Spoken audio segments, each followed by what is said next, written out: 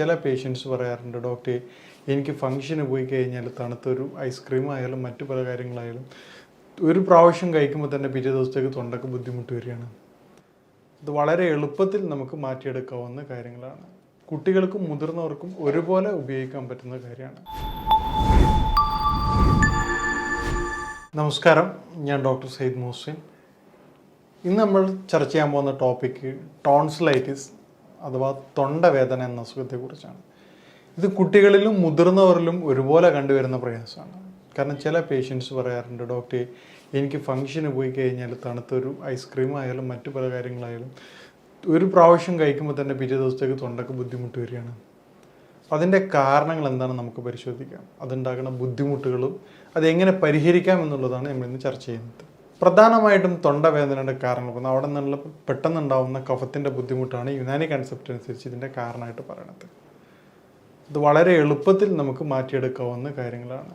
അതിൻ്റെ കൂടെ തന്നെ പ്രധാനപ്പെട്ട ഒരു വിഷയമാണ് നീർക്കെട്ട്. സമയം തെറ്റിയുള്ള കുളി. ഉദാഹരണത്തിന് രാവിലെ 11 മണിക്ക് ശേഷമുള്ള കുളികൾ തുടർച്ചയായിട്ട് തൊണ്ടയിലേക്ക് നീർക്കെട്ടിന് കാരണമാകുന്നുണ്ട്. ഇത് സ്റ്റാർട്ട് ചെയ്യും, പിന്നീട് തൊണ്ടയിലേക്ക് ഏത് സമയങ്ങളിലും കഫത്തിൻ്റെ ബുദ്ധിമുട്ടുണ്ടാക്കുകയും തൊണ്ടയ്ക്ക് ഭക്ഷണം കഴിക്കാൻ പോലും ചെറിയ പ്രയാസങ്ങളും ബുദ്ധിമുട്ടും കണ്ടുവരാറുണ്ട്. ഇത്തരത്തിൽ വരുന്ന ബുദ്ധിമുട്ടുകൾ ശ്രദ്ധിക്കാതെ തുടർച്ചയായിട്ട് നമ്മൾ വീണ്ടും പ്രയാസങ്ങൾ സൃഷ്ടിക്കുകയാണെങ്കിൽ അത് സൗണ്ട് കുറയുന്നതിനും തൊണ്ടയുടെ ബുദ്ധിമുട്ടുകളും വേദനക്കും സംസാരത്തിൻ്റെ സൗണ്ട് വോളിയം കുറയുകയും അതോടൊപ്പം തന്നെ മറ്റു പല കാര്യങ്ങൾക്കും കാരണമാവാറുണ്ട്.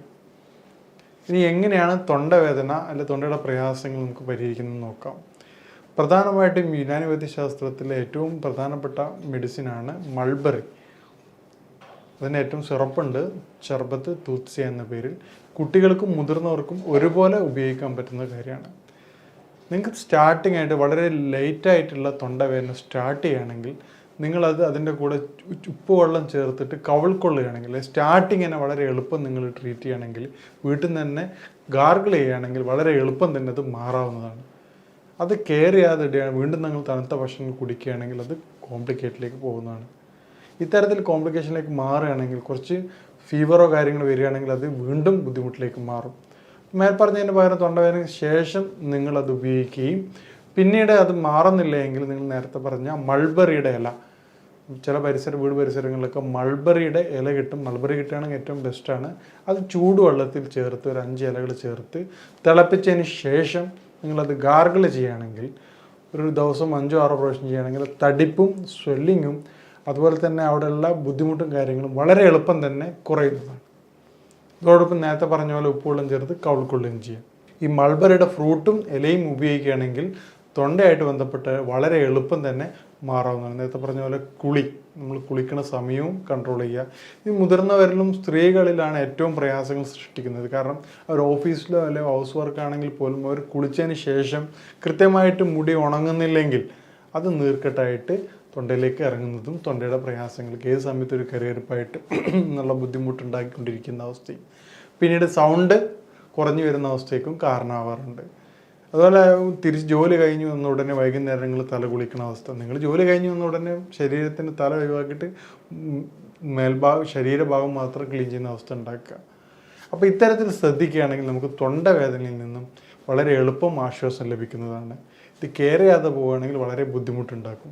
ഈ തൊണ്ടവേദനയ്ക്ക് നേരത്തെ പറഞ്ഞതിന് കൂടാതെ വേറൊരു ഹോം റെമഡി എന്ന് പറഞ്ഞാൽ നമ്മുടെ ആയുർവേദ ഷോപ്പുകളിൽ കിട്ടുന്ന, ആയുർവേദ ഷോപ്പ് പറയാൻ കാരണം യുനാനി ഷോപ്പുകൾ എല്ലാ സ്ഥലങ്ങളും വളരെ വിരളമായിരിക്കും. അതുകൊണ്ടാണ് ആയുർവേദ തറിമരുന്ന് കടകളിൽ നമുക്ക് ലഭിക്കുന്ന ഇരട്ടി മധുരം എന്നറിയപ്പെടുന്ന ഒരു ഔഷധം പൗഡർ ചെയ്ത് പൊടിച്ചതിന് ശേഷം 1 ടീസ്പൂൺ തേനിൽ കഴിക്കുകയാണെങ്കിൽ ഈ ബുദ്ധിമുട്ട് വളരെ എളുപ്പം ആശ്വാസം ലഭിക്കുന്നതാണ്.